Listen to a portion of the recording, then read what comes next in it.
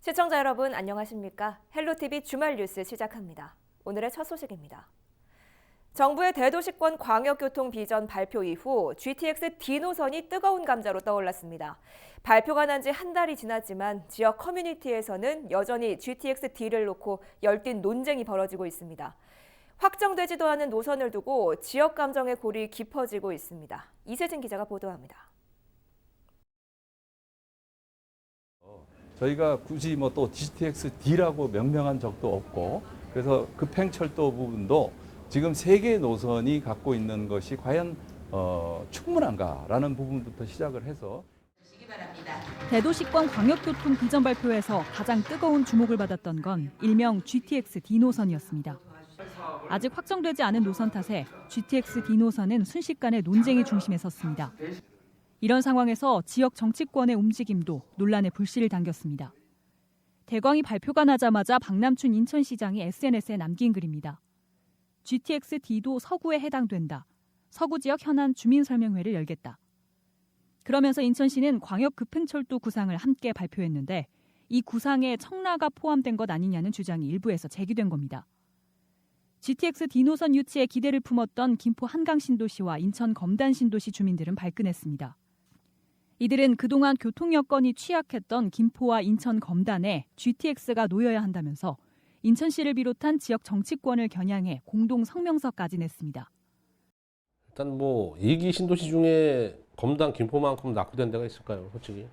그런 와중에 그 대광의 발표권은 진짜 어떻게 보면 희망이라고 생각을 할 수 있겠죠. 희망이라고 그게 100% 확정이 돼가지고 한다는 보장은 없지만 2개가 있는데 3개를 달라는 이런 사람들이 많다 보니까 그렇다고 김포에서 가만히 지켜보고 있을 수는 없어서. 논란이 커지자 박남춘 인천시장은 26일 노선에 대해 구체적으로 언급하거나 검토하지 않았다며 SNS에 다시 한번 입장을 밝혔습니다. 하지만 지역 간 노선 경쟁이 심해지면서 청와대 국민청원조차 이미 여러 갈래로 나뉜 상태. 이렇다 보니 일각에서는 지역 간 경쟁 구도가 과열되는 상황을 우려하는 목소리도 있습니다.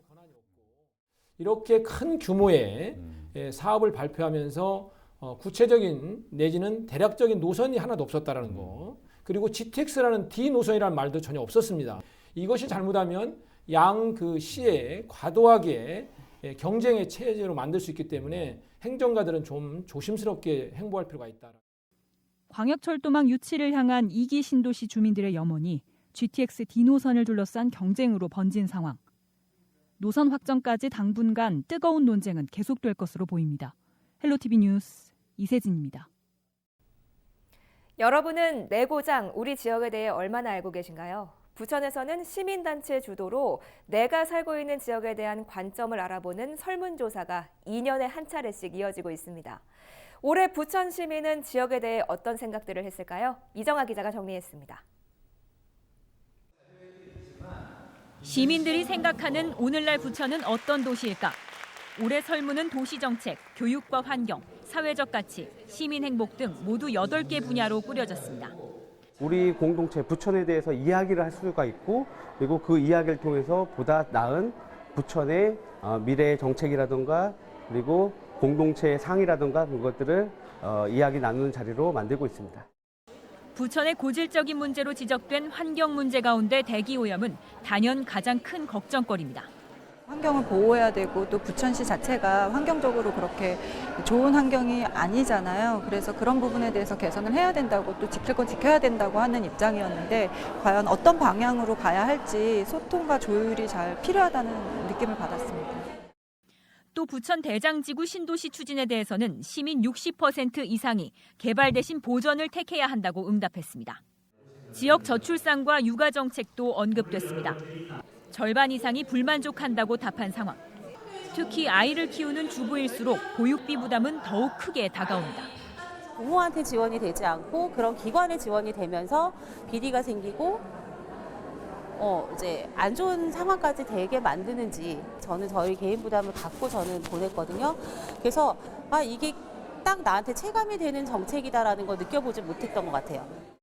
이와 함께 시민들은 부천하면 곧 문화도시가 떠오른다면서 긍정적인 이미지로 평가했습니다.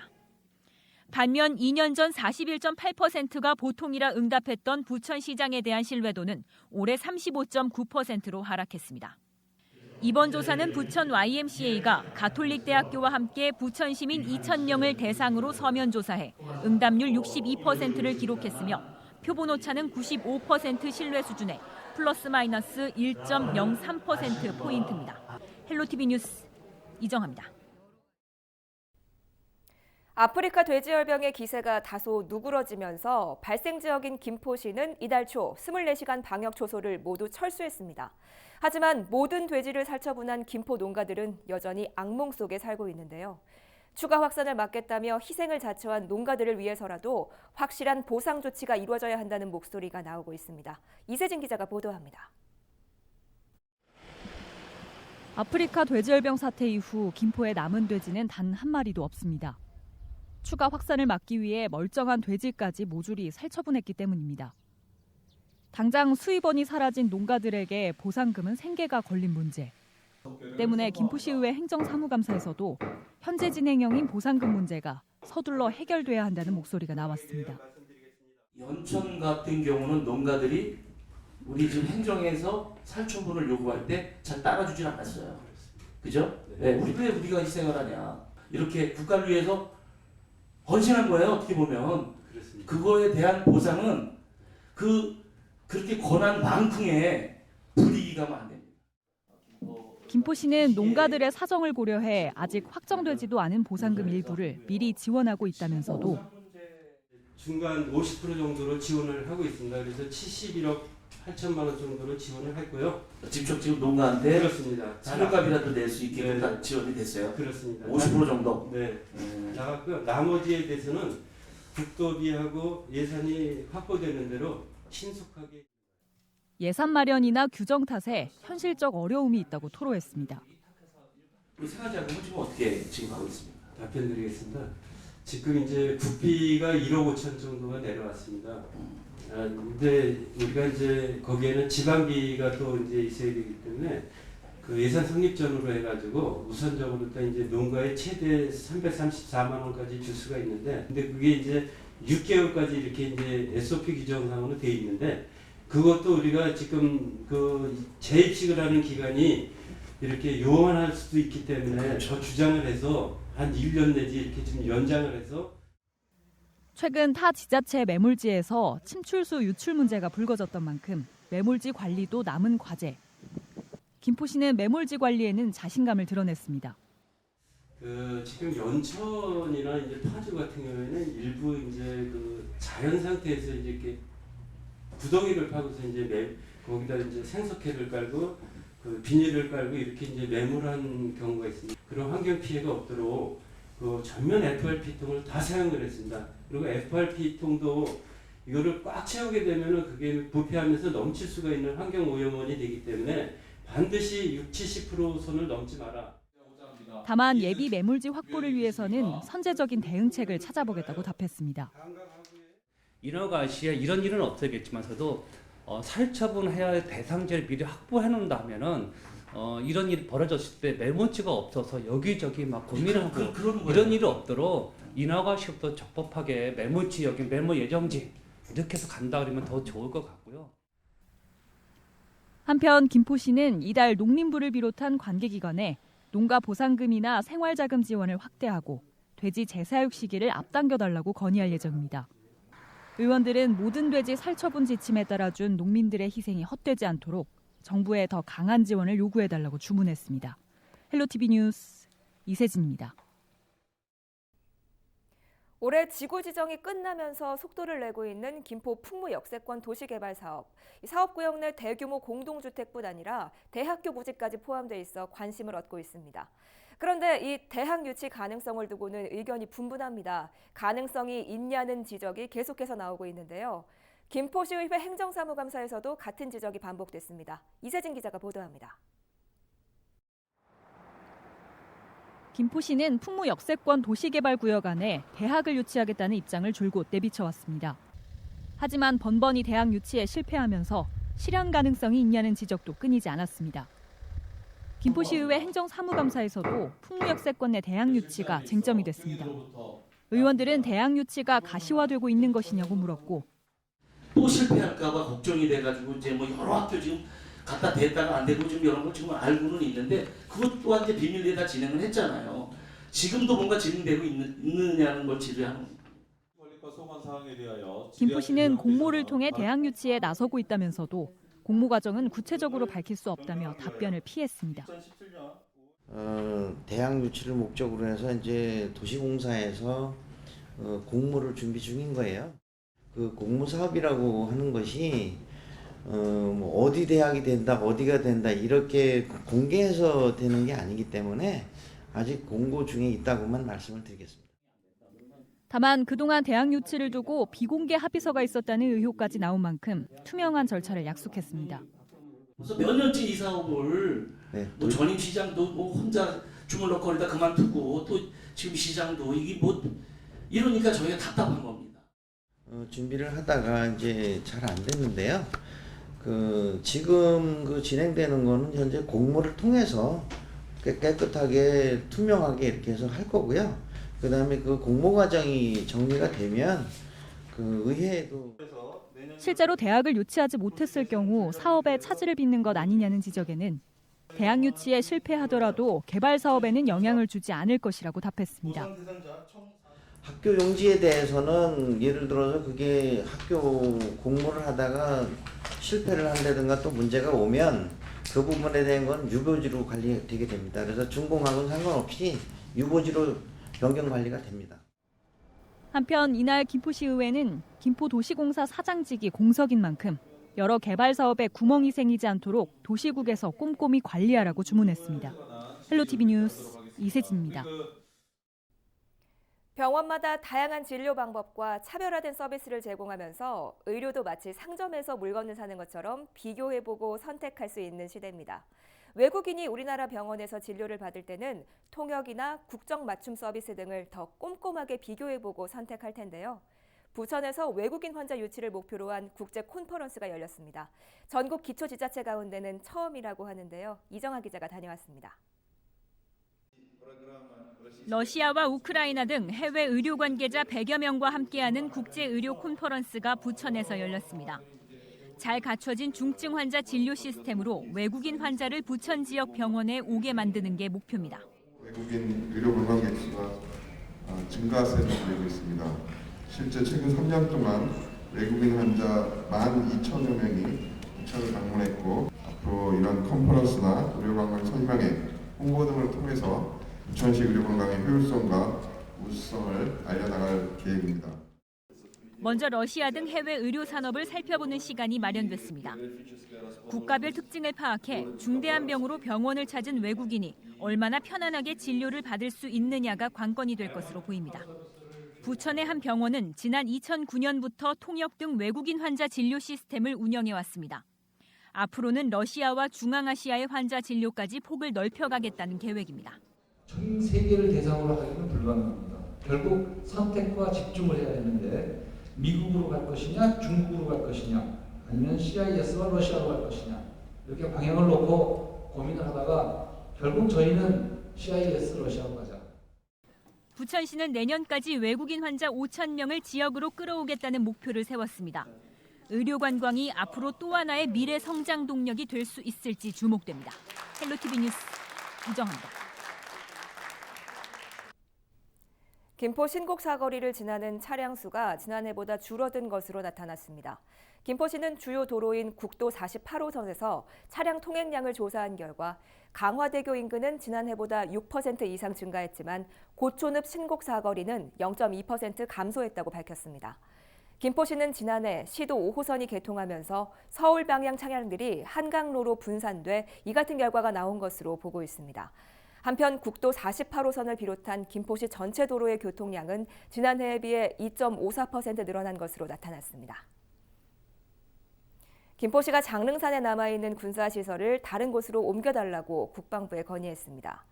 26일 경기도 북부천사에서 열린 국방부와 접경지역 지자체 간담회에서 정하영 김포시장은 장릉산 포대는 지난 수해 때 지뢰가 노출되고 탄약고는 마을 한가운데에 위치해 있어 시민 안전이 우려된다고 지적했습니다. 그러면서 탄약고는 이전을 검토해야 하며 포대는 이전하기 전이라도 시민들이 산책로로 이용할 수 있도록 일부 개방해달라고 요청했습니다. 이에 국방부는 장릉산 포대는 국가 중요시설에 대한 대공방어시설이어서 당장 이전은 어렵다며 대체지가 마련되면 이전을 적극 고려하겠다고 답했습니다. 올해로 26번째 부천 지역 경제발전 방향 심포지엄이 열렸습니다. 부천상공회의소는 27일 부천 미세먼지와 폐기물에 대한 산업 전략과 정책 등을 주제로 심포지엄을 열고 지역 대기오염에 대한 심각성과 산업 폐기물 처리 방안 등에 대해 의견을 나눴습니다. 특히 이 자리에서는 최근 지역 산업 폐기물 현황을 검토하고 지방정부에 요구할 기업들의 입장을 정리하는 시간도 가졌습니다. 부천시는 지난 1994년부터 지역경제 발전 방향에 대한 다양한 주제로 매년 심포지엄을 열고 있습니다. 김포시가 항공기 소음 지역 주민들에게 공항 주차료 혜택을 줘야 한다고 목소리를 냈습니다. 최근 열린 항공기 소음 대책 유관기관 간담회에서 김포시를 비롯한 서부 수도권 행정협의회는 9가지 제안을 한국공항공사 측에 전달했는데요. 김포시는 피해 지역 주민들은 주민 지원 사업보다 개별 보상을 원하고 있다며 주민들에게 공항 주차장 주차료 50%를 지원해달라고 요청했습니다. 또 여름철 등 특정 시기에 피해를 입는 지역도 소음 대책 지역에 포함해달라고도 덧붙였습니다.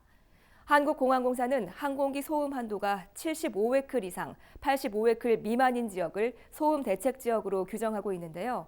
김포시 안에서 소음 대책 지역인 곳은 고촌읍과 풍무동, 김포 본동, 사우동 1,600만 제곱미터입니다.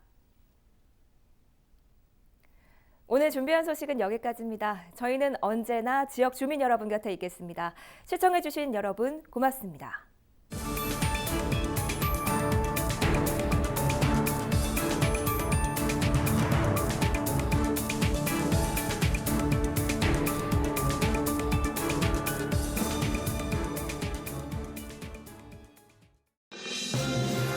우리 지역의 이슈 콕 짚어봅니다. 헬로 이슈 토크. 수도권 서북지역 광역 교통망을 개선하겠다는 취지로 내놓은 이른바 GTX-D 노선을 발표한 지 한 달이 지나가고 있습니다. 노선이 확정되지 않다 보니 노선을 두고 김포와 인천 주민들 간에 신경절이 벌어지고 있는데요. GTX-D 노선을 둘러싼 갈등을 짚어봅니다. 자, GTX-D 노선 정부가 발표하면서 일단 지역 주민들은 많은 찬성을 했는데, 그런데 문제는 이제 노선을 두고 지금 신경전을 벌이고 있거든요. 네. 그 애초에는 대광에서 발표를 할 때 김포를 기점으로 하겠다 이런 얘기들이 좀 있었는데, 지금은 이제 인천시가 뛰어들면서 조금 논란이 일고 있어요. 그래서 김포 주민들이 더불어민주당에 지금 항의 서한문도 내고 이랬는데, 지금 분위기 어떻습니까? 더불어민주당이 주민들께서 항의 서한을 냈다는 표현보다는요. 네. 이렇게 김포의 미래를 앞당길 수 있고 서부권의 교통을 획기적으로 개선할 수 있는 국책 사업에 지금도 열심히 하고 있지만 좀 더 시나 정치권이 발빠르게 대응하고 이것들이 잘 유치될 수 있도록 모든 정치적 행정적 노력을 다해달라는 어떤 청원의 말씀은 있었습니다. 네. 인천 같은 경우에는 김포는 지금 인천으로 가느냐 김포로 가느냐 이렇게 지금 주민들이 걱정을 하고 있는데, 네. 인천은 인천 내에서도 좀 갈등이 있다고 얘기 들었습니다. 청란이냐 검단이냐. 네. 지금 어떻습니까? 청라 주민들은 청라에서 기점으로 출발했으면 좋겠다라고 하고 있는 상황이고요. 검단 신도시 주민들은 이 정책이 수도권 서북부의 교통 개선을 위한 정책 아니냐. 그리고 제2기 신도시인 김포 한강 신도시와 검단 신도시를 위한 정책인데, 그렇기 때문에 김포에서 기점으로 출발을 해야 한다고 주장을 하고 있는 상황입니다. 같은 인천 지역인데도 불구하고 청라와 검단 사이에 온도차가 있는 상황이라고 할 수가 있는데요. 검단 신도시 입장에서는 청라보다는 김포 한강 신도시에서 출발하는 것이 자기 검단 신도시를 관통할 수 있는 가능성이 높다라고 판단을 하고 있는 것 같습니다. 만약에 이게 청라를 기점으로 해서 GTX-D 노선이 출발하게 될 경우에는 이게 검단까지 올라가기가 조금 쉽지가 않거든요. 네. 그렇게 될 경우에는 검단을 신도시를 지나가는 게 아니라 그 밑에 있는 검암역 정도로 내려갈 가능성도 있지 않을까라는 우려가 있다고 볼 수가 있고요. 어쨌든 검단과 청라 두 지역 간의 주민들의 요구가 서로 다른 상황이라고 할 수가 있습니다. 김포시 주민들은 또 김포시하고 지역 정치권에게 굉장히 좀 소위 말해 채찍을 좀 가하고 있는 상황인 것 같은데 사실 이 광역철도망은 지자체가 어떻게 할 수 있는 사업은 아니잖아요. 그럼요. 전혀 권한이 없는 거고요. 네. 그 방금 이제 이 수장님께서 그 박남춘 인천광역시장의 그 행보에 대해 말씀을 하셨는데 네. 물론 뭐 정치인 출신 행정가이기 때문에 조금 많은 과도하게 홍보할 수는 있습니다. 그러나 그 김현미 장관이나 서울시장을 통해서 뭐 구체적인 협의 내용이 없음에도 불구하고 만난 그 자체를 과도하게 홍보해서 정치적 이득을 효과를 발휘하려 하는 것은 행정가로서의 어떤 진정성의 문제가 좀 있다라고 보고 있고요. 그 자신들이 이제 나름대로 그 용역을 하는 것은 자신들의 논리를 만드는 거지 법적 전혀 권한이 없고 또 내년 하반기 대선화 대도심권 광역교통위원회에서 용역을 수행할 예정이기 때문에 이거에 대해서는 좀 자신들의 움직임이지 실질적인 어떤 권한을 가지고 하는 건 아니다라고 되고 있고요. 다만 이번에 이제 10월 30일 날 대도시권 광역교통위원회에서 발표한 것에는 아쉬운 점과 좀 이해할 점 두 가지가 있어요. 아쉬울 점은 뭐냐면 이렇게 큰 규모의 사업을 발표하면서 구체적인 내지는 대략적인 노선이 하나도 없었다라는 거. 그리고 GTX라는 D 노선이라는 말도 전혀 없었습니다. 네. 그리고 두 번째로는 만약 이걸 구체적으로 이제 노선을 발표했을 때는 투기 우려라든지 여러 가지 이 대광이가 3월 달에 발족을 했어요. 네. 그러다 보니까 아마 6개월 정도의 일을 하다 보니까 그 물리적 시간 속에서 구체적인 안이 나오기 어려웠을 것이다라는 또 이해하는 면, 이 두 가지가 있기 때문에 이것이 잘못하면 양 그 시에 과도하게 경쟁의 체제로 만들 수 있기 때문에 행정가들은 좀 조심스럽게 행보할 필요가 있다라는 생각이 듭니다. 뭐 김포냐 인천이냐 어디가 이제 인천 출발 기점이 되느냐는 이제 정부에서 정확한 검토를 통해서 아마 결정을 할 것 같고요. 그런데 일부에서는 이제 그럼 김포의 출발 기점에 대해서 우려하는 시각이 한강선 얘기를 또 하고 있거든요. 5호선 연장이잖아요. 이제 방화에서부터 한강 신도시까지 좀 겹치는 거 아니냐. 지금 또 한강 김포 그 도시철도도 지금 개통이 됐는데 굳이 광역철도까지 와야 되냐 이런 우려도 있어요. 여기에 대해서 어떻게 봅니까? 예, 이제 향후에 이 부분이 좀 더 구체적으로 이제 그 분석을 해야겠지만 지역 이기주의가 아니라 김포로 GTX D 노선이 출발을 해야 되는 세 가지 이유가 있습니다. 하나는 첫째는 균형 발전이라는 측면이 있고요. 2007년에 경기도가 최초로 국토해양부에다 GTX를 건설을 제한합니다. 이것은 뭐냐면 균형 발전이라는 측면이 있었고요. 그 속에서 그 B 노선이 지금 송도에서 출발하지 않습니까? 근데 또 D 노선을 청라에서 출발한다? 이건 마을버스도 아니고 광역교통도 아니고 이건 급행철도라는 개념을 우리가 이해를 잘 못하고 있다는 생각이 들고 있고요. 그리고 두 번째는 이 BC 사업성에 지금 불과하다. 왜냐하면 송도에서 출발하는데 GTX라는 건 그 반경 20-30km 이내에 있는 주민들을 다 포함합니다.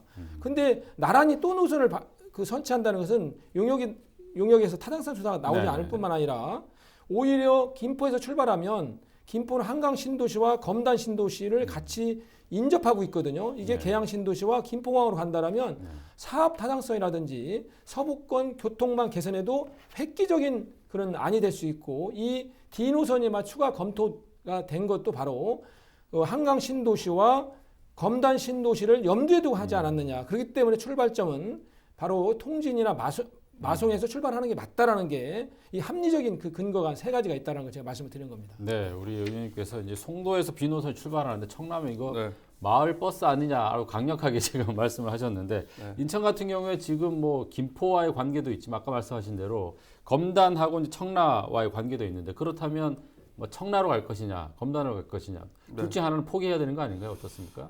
꼭 그렇지만은 않다고 봅니다. 왜냐하면 지금 청라가 7호선이 연장될 계획이기 때문에 청라 갈 확률이 떨어지는 거 아니냐라고 얘기를 하고 있는데요. 검단 역시 지하철이 연결이 되게 됩니다. 인천 지하철 1호선 계양역에서 2024년까지 계획대로라면은 검단에 연결이 되게 되거든요. 또 지난 5월달에 김현미 국토부 장관이 얘기를 했었습니다. 인천 지하철 2호선을 검단을 지나서 김포를 지나서 일산까지 연결한다고 얘기를 했습니다. 물론 그거에 대한 실현 가능성은 저는 뭐 높지 않다고 보지만 어쨌거나 그런 계획도 되어 있고요. 결국 실현 가능성 여부는 이게 기점이 어디나 되느냐가 제일 중요한 거라고 할 수가 있습니다. 처음에도 말씀드렸지만 이게 서북부, 수도권 서북부의 교통 개선이라는 당초 취지대로 가게 되거나 균형 발전 이런 게 되면 검단 신도시 전에 이제 김포 한강 신도시를 가게 될 가능성이 높게 되고요. 그렇게 될 경우에는 청라는 경우가 아예 불가능해진다는 경우의 수가 나온다고 볼 수가 있고요. 반면에 이제 인천시에서 지금 발빠르게 대처를 하고 있는데 그렇게 해서 뭐 인천 공항이든지 청라를 기점으로 하게 될 경우에는 이제 그렇게 되면 이제 김포가 소외가 되겠죠. 네. 소외가 되고 이제 검단 신도시까지 최대한 경유할 수 있는 물론 안 되더라도 검암역까지 갈 수 있는 그 경우의 수가 있기 때문에 이런 점에 대해서는 좀 서로 다른 거지 꼭 지하철 7호선이 들어가기 때문에 청라가 안 된다. 결국은 어디에서 출발하냐가 핵심이다. 관건이다 볼 수 있습니다. 인천이 2대0으로 상주를 꺾고 9개월 만에 드디어 홈 승리를 거뒀습니다. 무엇보다 유상철 감독의 용병술이 빛났는데요. 팽팽하던 경기는 후반 유상철 감독이 잇따라 투입한 문창진과 케인대 선수가 나란히 득점을 하며 홈 승리라는 큰 선물을 안겼습니다. 이번 승리로 자동 강등은 피했지만 잔류 여부는 경남과의 최종전에서 가리게 됐습니다. 자, 우리 김현애 기자가 저번 우리 프로그램에서 네. 아주 예상을 잘 하셨어요. 2대0 예상. 직접 가서 보셨죠? 네, 직접 어떻습니까? 가서 봤습니다. 어땠습니까? 일단은 네. 지난주에 예상할 때 제가 2대0으로 인천이 이기고 케인대 선수가 뭐 골을 한번 넣을 것 같다라고 했는데 네. 그게 다 맞았어요. 아. 네, 그래서 뭐 현장에서 지켜보면서도 좀 놀라웠던 경기였고 비가 정말 분무기가 뿌리는 것처럼 그렇죠. 왔던 경기였어요. 그래서 뭐 관중들도 굉장히 좀 불편함을 좀 느낄 수 있는 경기였는데 거의 뭐 12,000명에 가까운 관중들이 들어차서 유상철 감독의 쾌유를 빌면서 인천의 승리를 기원했는데 정말 드라마틱한 경기였습니다. 9개월 만에 승리라고 그랬잖아요. 네. 경기 끝나고 나서 원래 이제 그 팬들이 항상 홈에서 승리를 하면은 승리 기념 사진을 선수들과 찍어요. 그런데 이제 그거 찍을 때 장래 아나운서가 그런 말을 하더라고요. 너무 오랜만에 찍는 걸 혹시 이거 까먹은 거 아니냐라고 이야기를 할 정도로 진짜 오랜만에 승리였잖아요. 네. 정말 이날 뭐 인천 팬들과 인천 선수들에게는 뭐 최고의 하루였던 것 같습니다. 그래요. 저도 현장에서 직접 관람을 했는데 또 비가 많이 와서 정말 우시는 분들도 많았고 너무 시작 전부터 우시는 분들도 있었고 너무 감동이었던 것 같은데 아무튼 인천이 그날 경기에서 많은 걸 거둔 것 같아요. 유상철 감독이 부임하면서 홈에서 첫 승리도 거뒀고 그다음에 이제 자동 강등도 피했잖아요. 네. 그리고 케인대 선수가 또 첫 골을 넣었어요. 아주 뜻깊은 경기였는데 어떻게 보셨어요? 그러니까 일단 그날 저는 경기를 반은 못 본 것 같아요. 그러니까 왜 그런지 모르겠는데 그 유상철 감독의 쾌유를 빌면서 그 전날도 그랬고 모든 경기장에서 유상철 감독의 쾌유를 비는 네. 박수 세레모니라고 해야 될까요?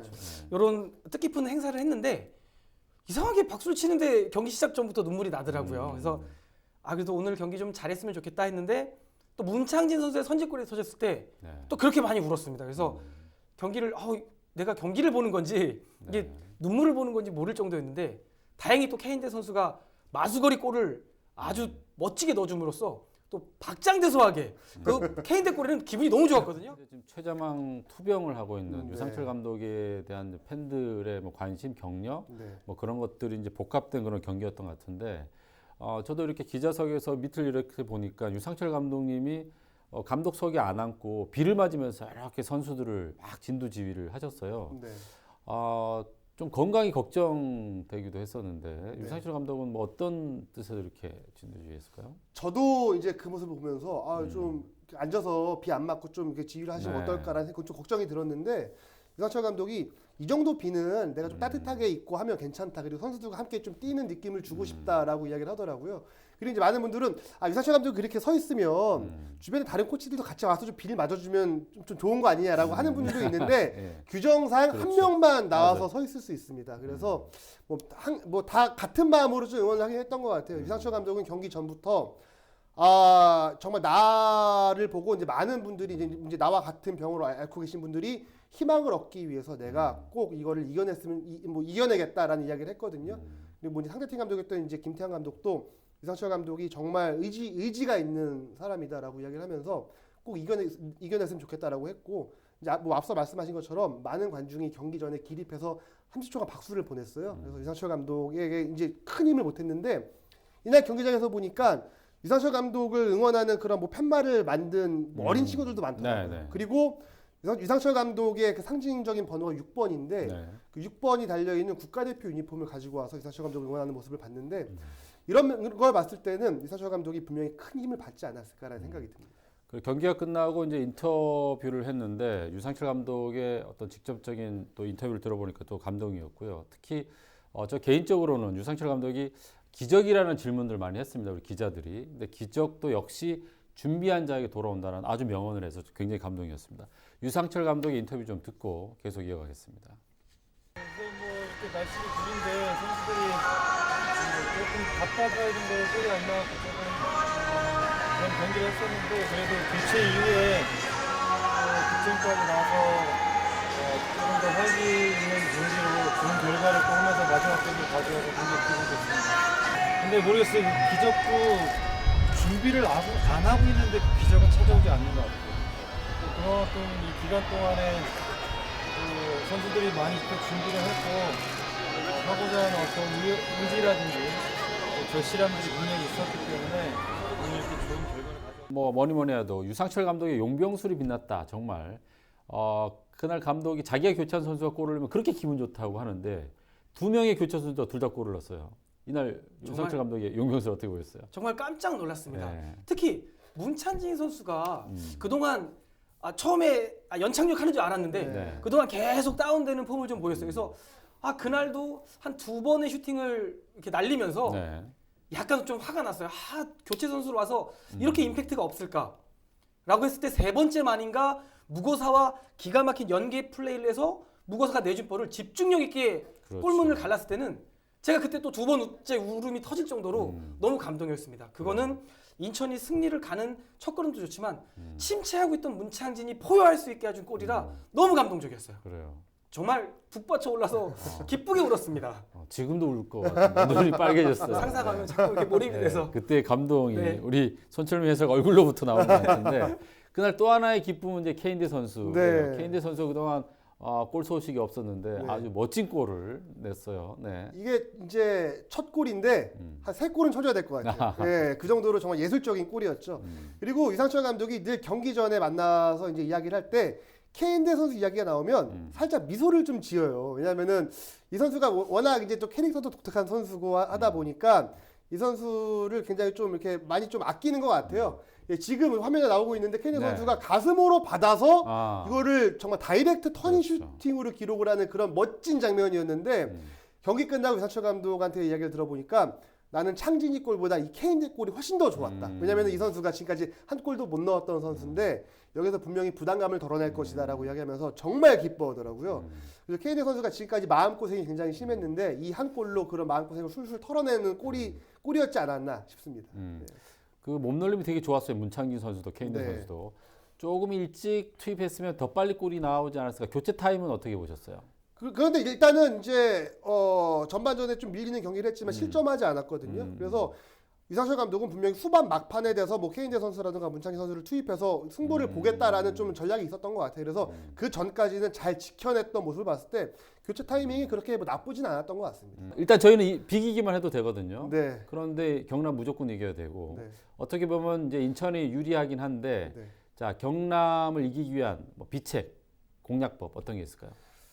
일단 좀 방심을 안 했으면 좋겠습니다. 왜냐하면 축구에서 비교도 된다라는 이 전제 자체가 굉장히 위험한 경우를 발휘할 때가 많았습니다. 그래서 일단은 좀 수비적인 안정감을 좀 꽤 할 필요가 있고 결국은 이제 후반전에 이제 한 번의 뭐 실수라든가 집중력의 싸움이 될 거라고 보여지거든요. 분명히 경남도 최근 들어서 좀 무너지는 모습이 있다가 이번 성남전을 통해서 반전을 했고 그리고 제리치 선수만 있는 게 아니다라는 걸 보여줬어요. 이번에 뭐 김효기 선수의 뭐 득점 장면도 인상적이었는데 그런 거 봤을 때 분명히 수비적인 안정감을 꽤 해야 되고 결국은 이제 후반전에 이선철 감독의 또 카드가 분명히 뭐 있을 겁니다. 아마 뭐 케인대 선수라던가 이런 선수들이 있을 텐데 지금 굉장히 컨디션이 좋기 때문에 뭐 케인대 선수가 무고사 선수에게 좀 집중이 됐을 때 좀 하나 정도 해결해 주면 어떨까라는 생각을 좀 하게 됩니다. 네. 최근 계양구에서 생활고를 견디다 못한 일가족이 극단적인 선택을 하면서 사회적으로 큰 충격을 주고 있습니다. 계양 일가족은 평소 공과금 체납이 없어서 위험 징후를 발견하지 못했다고 하는데요. 땜질식 처방이 아니라 복지제도를 큰 틀에서 개선해야 하는 게 아니냐, 좀 더 촘촘한 사회적 안전망이 시급하다는 지적입니다. 잇따라 발생하는 가족 사망 사건, 현행 복지 시스템 무엇이 문제인지 짚어보겠습니다. 네, 최근 생활고를 이기지 못한 취약계층이 잇따라 극단적인 선택을 하는 사건이 발생을 하고 있습니다.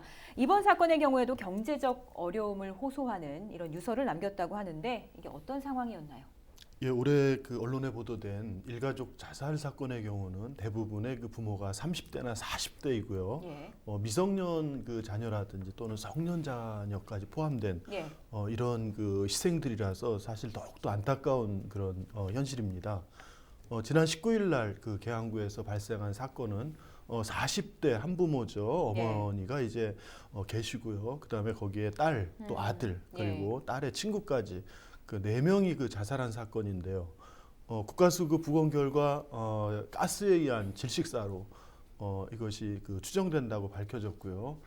이 부분에 있어서는 사실 성인이 2명이나 이제 대학생이 있었고 또 49세라고 하는 어머니도 그랬음에도 불구하고 사실 그 이런 일가족 4명이 이제 자살했다는 것인데요. 이 부분들이 바로 복지 이 측면에서 사각지대 문제를 나타낸 것이 아닌가 그런 생각입니다. 생활고로 인한 극단적인 사태가 잇따라서 발생을 하고 있습니다. 바른미래당에서도 이것과 관련해서 성명서를 냈는데요.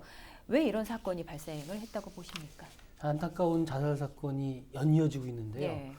특히 이제 아까 이한구 의원이 지적한 것처럼 어린 애뿐만 아니라 이제는 청년까지도 자살을 하는 안타까운 사건이 이어지고 있습니다.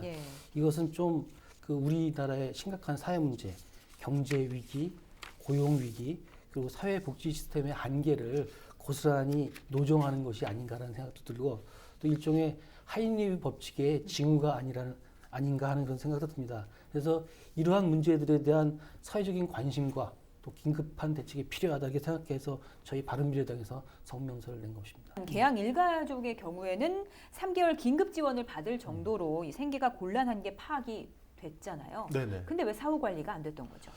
신청자 위주 이제 정책이라고 해서 여력이 없거나 의지가 없는 경우에는 사실 뭐 사각지대로 남게 됩니다. 이번 계양회 같은 경우는 사실 이번 그 국민기초생활수급자 선정 기준에 아주 핵심적인 문제가 드러난 아주 중요한 사건이 이게 된 것입니다.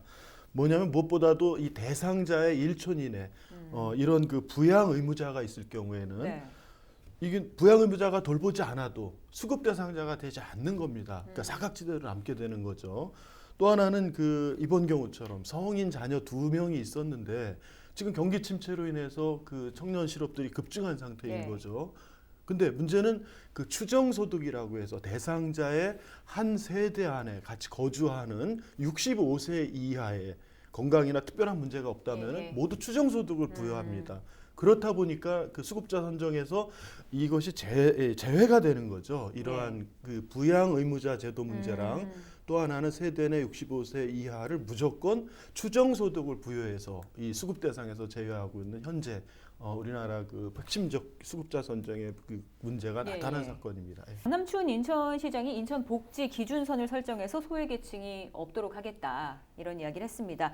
최근 이것과 관련된 용역이 한창 진행 중인데 복지 기준선을 설정함에 있어서 좀 조언을 하실 부분이 있다면 좀 강조를 한번 해주세요. 예, 그 박남춘 시장께서 이제 맞춤형 복지 이제 공약 중에 이 복지 기준선을 이제 설정하겠다 이런 걸 했고요. 올해 3월달에 인천복지재단에 용역을 줘서 올 12월에 용역이 마쳐지고 이것이 이제 내년에는 정책을 어떻게 적용할 것인가를 거쳐서 이제 내년 하반기에 예산이 편성되는데요. 저는 뭐 무엇보다도 그리고 사실 이번 공교롭게 그 20날 이 복지 기준선 관련 첫 시민 토론회가 있었습니다. 주거와 이제 그 이 소득에 관한 두 핵심 주제로요. 근데 이 계양의 사건이 19일 날 일어났어요. 그렇죠, 다음 날. 예, 그래서 이 두 가지의 어떤 연계성들이 좀 많이 부각이 됐는데요. 중요한 거는 그 복지 기준선을 정하더라도 우리 인천시 이 구군별 재정 격차가 심하기 때문에 국비를 지원하지 않는 한 이것은 시비 또는 구비 매칭을 할 것이 분명하거든요. 그렇다고 하면은 현재 같은 그 10개 구군의 재정적 격차가 극심한데 이런 것들을 인천시가 이런 획일적 복지 기준선과 또 하나는 재원 기준을 근거로 해서는 암만 이것을 기준선을 만들어도 현실성이 지역별 격차가 심할 거다. 예를 들면은 이 사각지대나 취약계층이 많은 지역은요.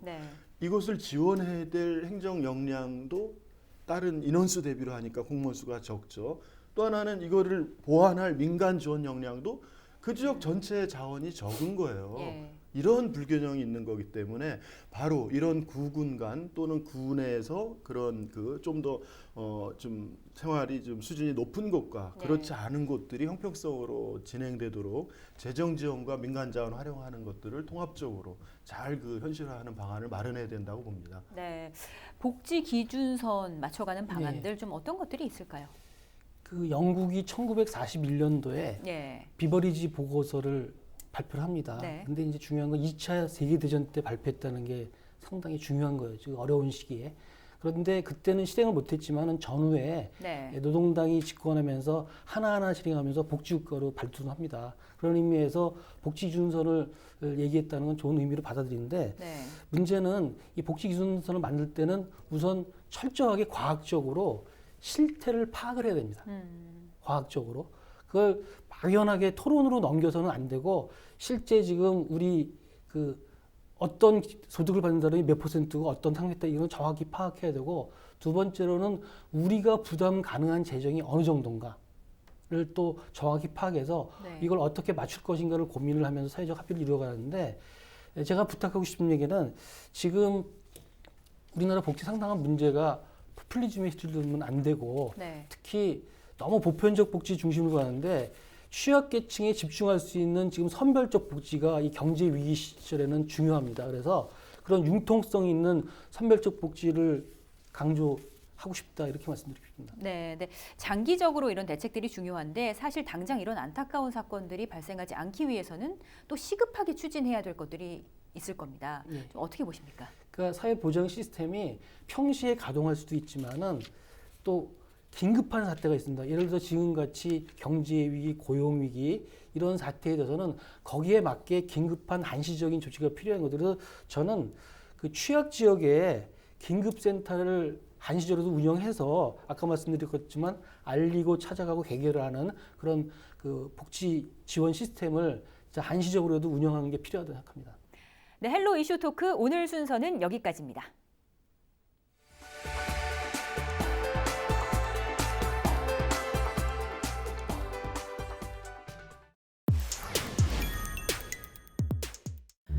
인천을 대표하는 대학 인하대, 인천을 넘어 전국에서도 이름을 떨치는 학교인데 인하대는 왜 인하대일까? 인천의 밑쪽에 있어서? 그러면 인남대여야 하는 거 아닌가? 학생들은 알고 있을까? 물어봤다.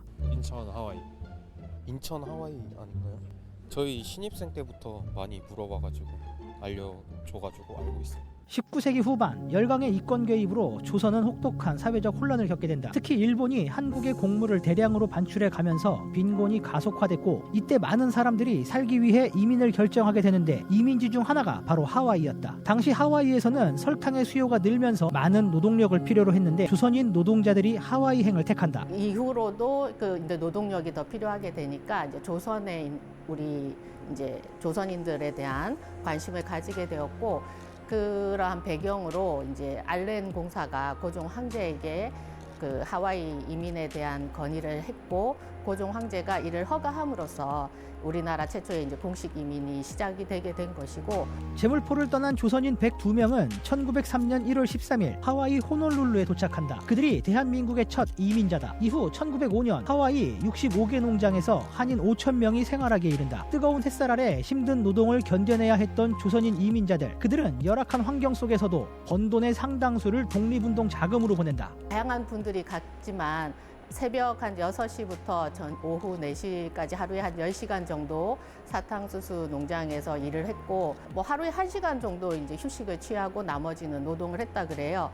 어려운 상황에서 생활을 하셨지만 이제 우리나라의 독립을 위해 애썼던 그런 것은 높이 평가해야 되지 않을까 그렇게 생각합니다.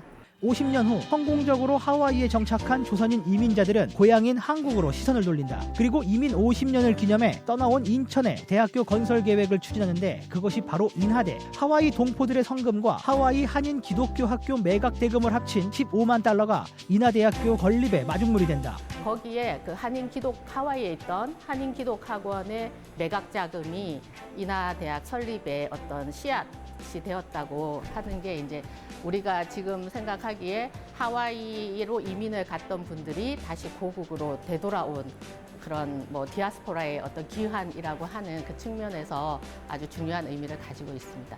그렇게 문을 연 학교가 바로 인하공과대학, 인천의 인과 하와이의 하를 합친 이름이다. 특히 이민자들은 미국의 MIT 같은 세계 제1의 공과대학이 고국에도 생기길 희망했는데 인하대 공대가 유명한 것도 이와 같은 역사적 배경 때문이 아닐까. 이후 1971년 종합대학으로 승격하면서 지금의 인하대학교가 된다.